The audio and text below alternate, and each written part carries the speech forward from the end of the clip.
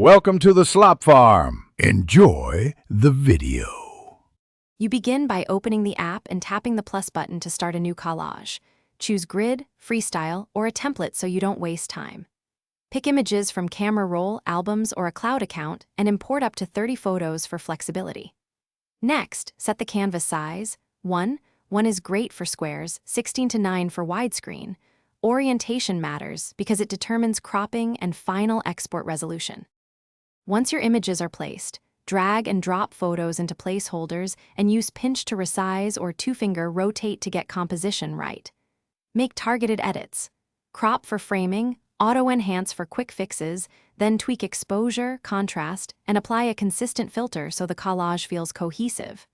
Also adjust spacing, corner radius, and background color. Finally, reorder layers to bring focus to the subject. These steps control visual hierarchy and clarity. To finish, preview the collage full screen and inspect alignment, sharpness, and overall color balance. Make small nudges if any edge looks off. Then export with the right settings. Choose JPEG or PNG, set quality percentage, pick resolution and destination, save locally or share directly to social apps. If export fails or an image looks corrupted, clear the app cache, restart the app, and re-import the problematic photo. That usually resolves stubborn glitches quickly. Thanks for watching. Consider subscribing if we helped you today.